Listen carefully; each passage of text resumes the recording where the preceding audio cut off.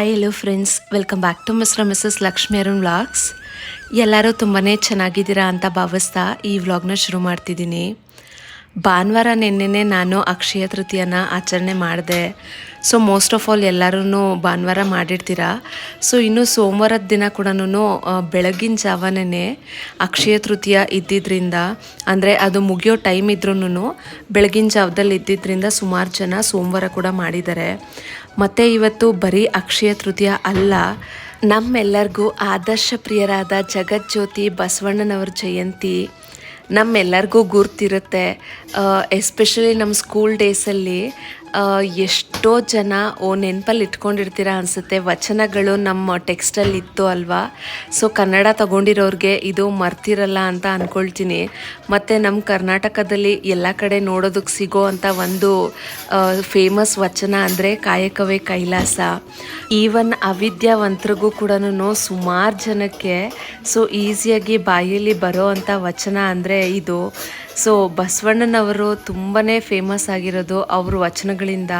ಅಕ್ಷಯ ತೃತೀಯ ದಿನ ಆ್ಯಕ್ಚುಲಿ ನಮ್ಮ ಜೀವನದಲ್ಲಿ ಎಂಥದೇ ಆಗಿರಲಿ, ಐಶ್ವರ್ಯ, ವಿದ್ಯೆ, ಬುದ್ಧಿ ಮತ್ತು ಆರೋಗ್ಯ, ಸಂಸಾರದಲ್ಲಿ ಸುಖ, ಶಾಂತಿ, ನೆಮ್ಮದಿ ಎಲ್ಲನೂ ಅಕ್ಷಯ ಆಗಲಿ ಅಂತ ನಾವು ಬಯಸ್ತೀವಿ.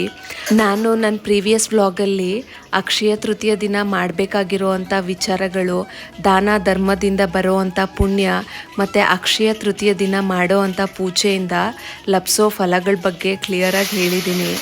ಬಟ್ ಆದರೆ ನಾವು ಈ ಪೂಜೆಗಳನ್ನ ಮತ್ತು ದಾನ ಧರ್ಮಗಳನ್ನ ಮಾತ್ರ ಮಾಡೋದ್ರಿಂದ ಜೀವನದಲ್ಲಿ ಉನ್ನತ ಮಟ್ಟಕ್ಕೆ ಬರೋದಕ್ಕಾಗಲ್ಲ, ಮತ್ತು ನಮ್ಮ ಜೀವನ ಕೂಡ ಅಕ್ಷಯ ಆಗೋದಿಲ್ಲ.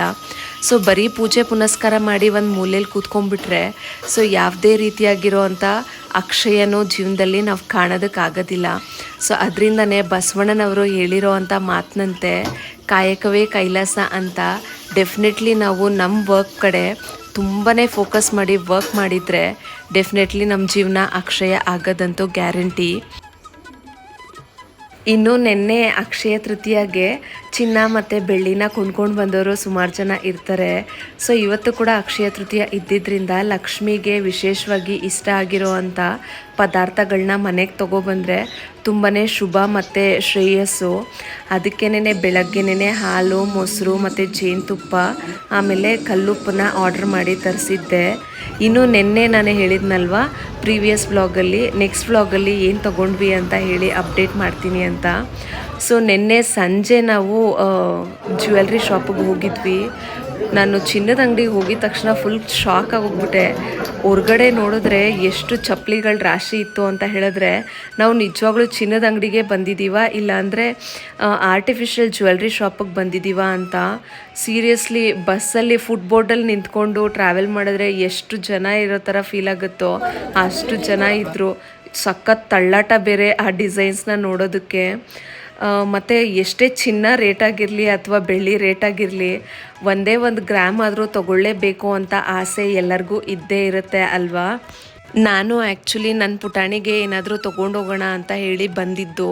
ಸೊ ಗೋಲ್ಡ್ ಸೆಕ್ಷನಲ್ಲಿ ಜನ ತುಂಬ ಪುಷ್ ಮಾಡ್ತಿದ್ರು ಅಂತ ಹೇಳಿ ಸಿಲ್ವರ್ ಸೆಕ್ಷನ್ಗೆ ಹೋದರೆ ಅಲ್ಲಿ ಇನ್ನೂ ಜನ. ಅಮ್ಮನಿಗೆ ಕಾಲ್ ಚೈನ್ ಈಸ್ಕೊಟ್ಟು ಸುಮಾರು ವರ್ಷ ಆಗೋಗಿತ್ತು. ಸರಿ ಅದನ್ನು ಬದಲಾಯಿಸ್ಕೊಂಡು ಹೊಸದು ಇಸ್ಕೊಂಬರೋಣ ಅಂತ ಹೋದ್ವಿ. ಸೊ ಎಕ್ಸ್ಚೇಂಜಲ್ಲಿ ಕಡಿಮೆ ಆಗುತ್ತೆ ಅಂತ ಹೇಳಿ ಯೋಚನೆ ಮಾಡ್ಕೊಂಡ್ವಿ. ಬಟ್ ನಮ್ಮದು ತೊಗೊಳ್ಳುವಾಗ ಮಾತ್ರ ತುಂಬಾ ಕಡಿಮೆ ರೇಟಿಗೆ ತೊಗೊಳ್ತಾರೆ, ಹೊಸದು ತೊಗೊಳ್ಳುವಾಗ ಮಾತ್ರ ತುಂಬಾ ಜಾಸ್ತಿ ರೇಟ್ ಇರುತ್ತೆ. ಸೊ ಅಮ್ಮ ಸೆಲೆಕ್ಟ್ ಮಾಡಿದ ಚೈನಿಗೆ 28,000 ರುಪೀಸ್ ಅಂತ ಹೇಳಿದ್ರು.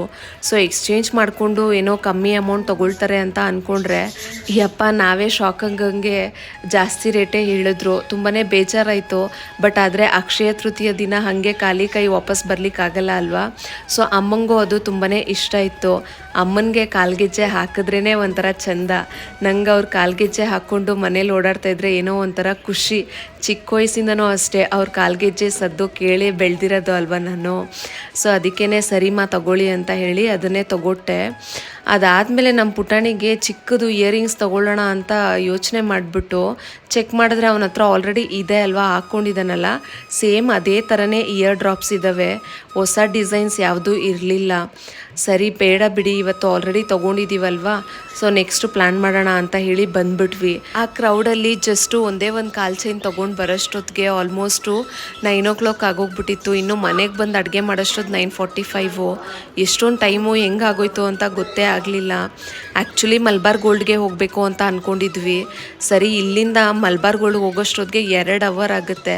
ಮನೆ ಹತ್ರ ಇರೋ ಅಂಥ ಜ್ಯುವೆಲ್ರಿ ಶಾಪ್ಗೆ ಹೋಗೋಣ ಅಂತ ಹೇಳಿದ್ರೆ ಈ ಊರಲ್ಲಿ ಸುತ್ತಮುತ್ತ ಇರೋರೆಲ್ಲ ಆ ಅಂಗಡಿಗೆ ಹೋಗಿದ್ರು ಅಂತ ಅನಿಸುತ್ತೆ, ಅಷ್ಟು ಜನ ಇದ್ದರು. ಅಲ್ಲಿ ಶಾಪ್ ಮಾಡಿಕೊಂಡು ಸ್ವಲ್ಪ ಮುಂದಕ್ಕೆ ಹೋದರೆ ಇನ್ನೊಂದು ಅಂಗಡಿಲಿ ಒಂದೇ ಒಂದು ಕಸ್ಟಮರ್ ಕೂಡ ಇಲ್ಲ. ಆವಾಗ ಅನ್ನಿಸ್ತು ನನಗೆ, ದೇವರು ಪಾಪ ಯಾವ ರೀತಿ ಮಾಡ್ತಾರೆ ಅಲ್ವಾ. ಒಂದು ಅಂಗಡಿಲಿ ನೋಡಿದ್ರೆ ಜನ ತುಂಬಿ ತುಳುಕ್ತಿದ್ದಾರೆ, ಕಾಲಿಡೋಕ್ಕೂ ಜಾಗ ಇಲ್ಲ.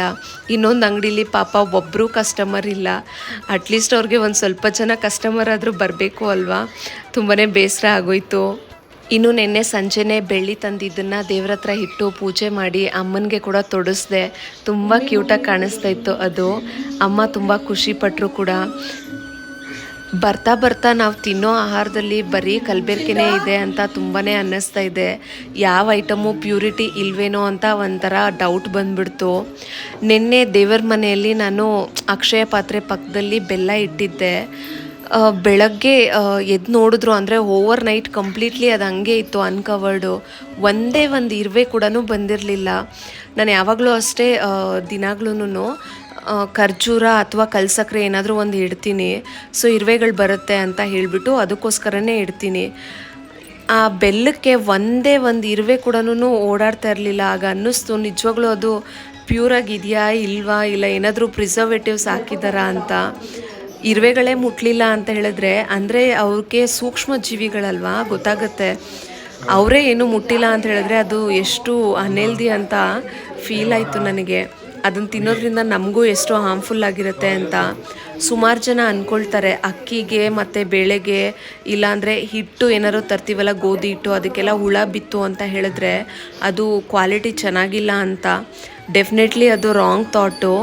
ಯಾವುದೇ ಒಂದು ಆಹಾರ ಧಾನ್ಯ ಆಗಿರಲಿ ಅಥವಾ ಆಹಾರ ಆಗಿರಲಿ, ಹುಳ ಬಿದ್ರೇನೆ ಅದು ಒಳ್ಳೆ ಐಟಮ್ ಅಂತ. ಅದಕ್ಕಂತ ನಾನು ಹುಳ ಬಿದ್ದಿರೋ ಐಟಮ್ ತಿನ್ನಬೇಕು ಅಂತ ಹೇಳ್ತಿಲ್ಲ. ಯಾವ ವಸ್ತುಗೆ ಜಾಸ್ತಿ ಪ್ರಿಸರ್ವೇಟಿವ್ಸು ಬಳಸಿರ್ತಾರಲ್ವ, ತುಂಬಾ ಕೆಮಿಕಲ್ ಇರೋವಂಥ ವಸ್ತುಗಳ ಹತ್ರ ಯಾವುದೇ ರೀತಿಯಾಗಿರುವಂಥ ಹುಳ ಹುಪ್ಪಟೆಗಳು ಹೋಗೋದಿಲ್ಲ. ಅದೇ ಅದು ನ್ಯಾಚುರಲ್ ಆಗಿದೆ ಮತ್ತು ಅಷ್ಟೊಂದು ಪ್ರಿಸರ್ವೇಟಿವ್ಸ್ ಏನು ಯೂಸ್ ಮಾಡಿಲ್ಲ ಅಂತ ಹೇಳಿದ್ರೆ ಡೆಫಿನೆಟ್ಲಿ ಈ ಸೂಕ್ಷ್ಮವಾಗಿರೋವಂಥ ಸಣ್ಣ ಹುಳಗಳು ಹುಪ್ಪಟೆಗಳು ಹೋಗುತ್ತೆ. So it is better that ಈ ಥರ ಹುಳ ಬೀಳ್ತಿದೆ ಅಂತ ಹೇಳಿದ್ರೆ ಏನೋ ಬೇಜಾರು ಮಾಡ್ಕೋಬೇಡಿ. It is a good product ಅಂತ ಅರ್ಥ. ನನಗದೇ ಬೇಜಾರಾಯಿತು. ಈ ರೀತಿಯಾಗಿರೋವಂಥ ಬೆಲ್ಲಕ್ಕೆ ಎಷ್ಟು ಇರುವೆಗಳು ಮುತ್ತಿಬಿಡುತ್ತೆ. ಒಂದೇ ಒಂದು ಇರುವೆ ಕೂಡ ಮುಟ್ಟಲಿಲ್ಲ ಅಂತ ಹೇಳಿದ್ರೆ ಅದರಲ್ಲಿ ಎಷ್ಟು ಪಾಯ್ಸನಸ್ ಅಂಶ ಇರಬೇಕು ಅಂತ ಯೋಚನೆ ಮಾಡ್ತಿದ್ದೆ. ನಿಮ್ಮ ಮನೇಲೂ ನೀವು ನೋಡಿದ್ದೀರಾ, ಹೊರ್ಗಡೆಯಿಂದ ಏನಾದರೂ ಸ್ವೀಟ್ಸ್ ತಂದು ಇಟ್ಟಿದ್ದೀರಾ ಅಂತ ಹೇಳಿದ್ರೆ ಯೋಚನೆ ಮಾಡಿ. ನನಗೆ ಯಾರೋ ಸ್ವೀಟ್ ಕೊಟ್ಟಿದ್ರು, ಅದರಲ್ಲಿ ಒಂದೇ ಒಂದು ಚೂರು ಒಂದು ತುಣುಕು ಹಾಗೆ ಇಟ್ಟಿದ್ದೆ ತಟ್ಟೆ ಮೇಲೆ. ನಾನು ಓವರ್ ನೈಟು ಅದನ್ನು ಚೆಕ್ ಮಾಡಿ ಬೆಳಗ್ಗೆ ನೋಡಿದ್ರೆ ಒಂದು ಇರುವೆ ಕೂಡ ಇಲ್ಲ. ಅದೇ ನೀವು ಬೇರೆ ಏನಾದರೂ ಐಟಮ್ ಇಟ್ಟಿರಿ ನ್ಯಾಚುರಲ್ ಆಗಿರೋದು, ಇರುವೆಗಳು ಆಟೋಮೆಟಿಕ್ಕಾಗಿ ಬಂದಿರುತ್ತೆ. ಅದನ್ನೇ ನಾನು ಯೋಚನೆ ಮಾಡ್ತಿದ್ದೆ, ಈ ರೀತಿಯಾಗಿರೋವಂಥ ಆಹಾರ ವಸ್ತುಗಳು ನಮಗಾಗಲಿ ಅಥವಾ ಮಕ್ಳಿಗಾಗಲಿ ಎಷ್ಟು ಹಾರ್ಮ್ಫುಲ್ ಅನ್ನೋದನ್ನು. ನಾವು ಹೊರ್ಗಡೆ ಏನೋ ಐಟಮ್ಸು ಅಷ್ಟೊಂದು ತಿನ್ನೋದಿಲ್ಲ. ಕುರ್ಕುಲ್ ತಿಂಡಿ ಏನಾದರೂ ಬೇಕು ಅಂದರೆ ಮನೆಯಲ್ಲೇ ಆವಾಗಲೇ ಮಾಡ್ಕೊಂಡು ತಿನ್ಕೊಳ್ತೀವಿ. ಸೊ ಅದಕ್ಕಂತ ಬೆಲ್ಲನೆಲ್ಲ ಮನೇಲಿ ಪ್ರಿಪೇರ್ ಮಾಡೋದಕ್ಕಾಗಲ್ಲ ಅಲ್ವಾ. ಸೊ ಹೋಮ್ ಮೇಡ್ ಅಂತ ಹೇಳಿದ್ರೆ ಕೇಕು ಮನೇಲಿ ಮಾಡೋದಕ್ಕೆ ಟ್ರೈ ಮಾಡ್ತೀನಿ ನಾನು. ಅಕಸ್ಮಾತ್ ಏನಾದರೂ ಚಕ್ಲಿ ನಿಪ್ಪಟ್ಟಾಗಲಿ ಅಥವಾ ಸಿಹಿ ತಿಂಡಿ ಬೇಕು ಅಂದರೆ ಮನೆಯಲ್ಲೇ ಮಾಡ್ಕೋತೀನಿ. ಸೊ ಮನೆಯಲ್ಲೇ ನಾವೆಲ್ಲ ಬೆಳ್ಕೊಂಡು ಮಾಡ್ಕೊಳ್ಳೋದಕ್ಕಾಗೋದಿಲ್ಲ. ಬಟ್ ಬೆಲ್ಲಕ್ಕೇನೆ ಒಂದು ಇರುವೆ ಕೂಡ ಬರಲಿಲ್ಲ ಅಲ್ವಾ, ಅದು ತುಂಬಾ ಶಾಕಿಂಗ್ ಥಿಂಗು. ಹಾಗಂದರೆ ಎಷ್ಟು ಡೇಂಜರಸ್ ಥಿಂಗ್ಸ್ನ ನಾವು ಕನ್ಸ್ಯೂಮ್ ಮಾಡ್ತಿದ್ದೀವಿ ಅಂತ. ನಿಮಗೂ ಈ ರೀತಿ ಎಕ್ಸ್ಪೀರಿಯನ್ಸ್ ಆಗಿದೆಯಾ? ತಪ್ಪದೆ ಕಮೆಂಟ್ ಮೂಲಕ ತಿಳಿಸಿ, ಸೊ ದಟ್ ಇದೊಂದು ಅವೇರ್ನೆಸ್ ಥರ ಕ್ರಿಯೇಟ್ ಆಗುತ್ತೆ. ನನಗೆ ಈ ಇನ್ಸಿಡೆಂಟ್ ನೋಡಿ ಬಸವಣ್ಣನ ಒಂದು ಫೇಮಸ್ ವಚನ ಕೂಡ ನೆನಪಾಯಿತು. ಕಳಬೇಡ ಕೊಲಬೇಡ ಉಸಿಯ ನುಡಿಯಲು ಬೇಡ, ಮುನಿಯಬೇಡ ಅನ್ಯರಿಗೆ ಅಸಹ್ಯ ಪಡಬೇಡ, ತನ್ನ ಬಣ್ಣಿಸಬೇಡ ಇದಿರ ಅಳೆಯಲು ಬೇಡ. ಇದೇ ಅಂತರಂಗ ಶುದ್ಧಿ, ಇದೇ ಬಹಿರಂಗ ಶುದ್ಧಿ, ಇದೇ ನಮ್ಮ ಕೂಡಲ ಸಂಗಮ ದೇವನೊಲಿಸುವ ಪರಿ.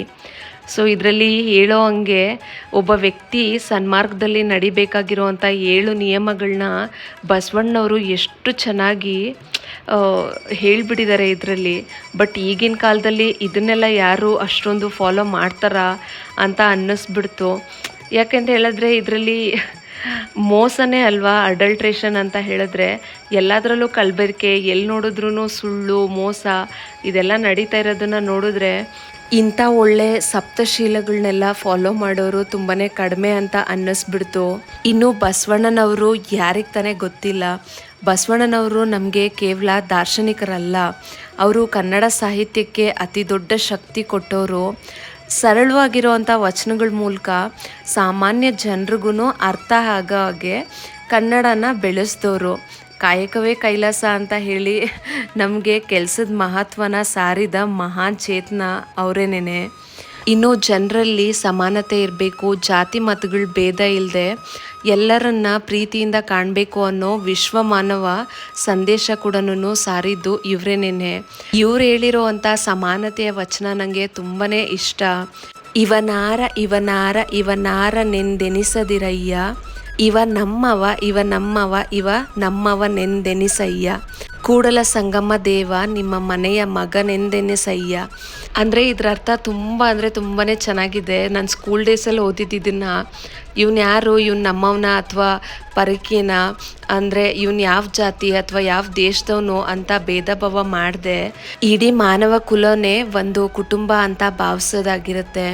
ಅಂದರೆ ದೇವ್ರ ಮುಂದೆ ನಾವೆಲ್ಲರೂ ಸಮಾನರು ಅನ್ನೋ ಭಾವನೆ ಇಲ್ಲಿದೆ. ಎಷ್ಟು ಅರ್ಥಪೂರ್ಣವಾಗಿದೆ ಅಲ್ವಾ. ಆ್ಯಕ್ಚುಲಿ ವಚನಗಳು ಪ್ರತಿಯೊಬ್ಬ ಕನ್ನಡಿಗರ ಮನಸ್ಸಿಗೆ ತುಂಬಾ ಹತ್ರವಾಗಿದ್ದು. ಸೊ ನಿಮಗೆ ಯಾವ ವಚನ ತುಂಬಾ ಇಷ್ಟ ಅನ್ನೋದನ್ನು ತಪ್ಪದೆ ಕಮೆಂಟ್ ಬಾಕ್ಸಲ್ಲಿ ಮೆನ್ಷನ್ ಮಾಡಿ. ನಾವೇನಾದರೂ ಬಸವಣ್ಣವ್ರ ವಚನಗಳನ್ನ ಫಾಲೋ ಮಾಡಿದ್ದೆ ಆದರೆ ಡೆಫಿನೆಟ್ಲಿ ನಮ್ಮ ಜೀವನ ತುಂಬಾ ಸರಳ ಮತ್ತು ಸುಂದರವಾಗಿರುತ್ತೆ. ನೀವೇನಾದರೂ ಈ ವ್ಲಾಗ್ನ ಇಲ್ಲಿವರೆಗೂ ನೋಡಿದರೆ thank you so much for your precious time and kind support friends. ನನ್ನ ಈ ಪುಟ್ಟ ಆಚರಣೆ ನಿಮಗೆ ಇಷ್ಟ ಆಗಿದೆ ಅಂತ ಅಂದ್ಕೊಳ್ತೀನಿ ಫ್ರೆಂಡ್ಸ್. ನೀವು ಕೊಡೋ ಅಂಥ ಒಂದು ಲೈಕು ಮತ್ತು ಪಾಸಿಟಿವ್ ಕಮೆಂಟು ನನ್ನನ್ನು ತುಂಬಾ ಪುಷ್ ಮಾಡುತ್ತೆ ಮತ್ತು ಪಾಸಿಟಿವ್ ಅಪ್ಲಿಫ್ಟ್ ಮಾಡುತ್ತೆ. ಸೊ ತಪ್ಪದೆ ಈ ವ್ಲಾಗು ನಿಮ್ಗೆ ಇಷ್ಟ ಆಗಿದ್ದರೆ ಲೈಕ್ ಮಾಡಿ, ಶೇರ್ ಮಾಡಿ, ನನ್ನ ಚಾನಲ್ಗೆ ಸಬ್ಸ್ಕ್ರೈಬ್ ಮಾಡಿ, ನನಗೆ ಸಪೋರ್ಟ್ ಮಾಡಿ. Thank you for watching. Will catch you in next vlog.